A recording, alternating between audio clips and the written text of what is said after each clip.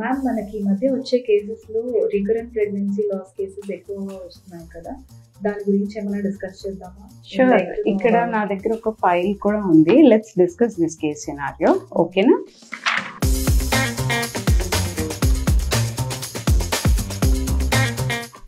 This very pleasant couple, okay, wife age 29 years, husband 33 years, మన దగ్గరికి 6 years marital life తో వచ్చారు. In view of less reserve, తనకి ఆల్రెడీ IVF కూడా అయ్యింది. IVF అయినప్పుడు షీ కన్సీవ్ ట్వైస్, కానీ she miscarried. Okay, so recurrent pregnancy loss అనేది కన్సిక్యూటివ్గా అంటే బ్యాక్ టు బ్యాక్ మనకి 2 or more ప్రెగ్నెన్సీ లాసెస్ ఉంటే దాన్ని రికరెంట్ ప్రెగ్నెన్సీ లాస్ అంటాం. ఓకేనా?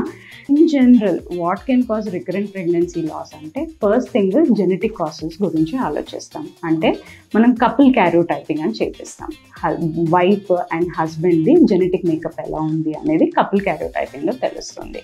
That could be one of the reasons. Autoimmune causes అంటే basically we need immune system to fight diseases. కానీ ఆటోఇమ్యూన్లో your immune system is attacking your own healthy tissue అనమాట. ఓకేనా? So that could B also one of the reason for any miscarriages ఉండొచ్చు అనమాట. ఇవేవి కాకుండా కూడా some unexplained causes or clotting disorders వల్ల కూడా రికరెంట్ ప్రెగ్నెన్సీ లాస్ కావచ్చు. ఓకేనా?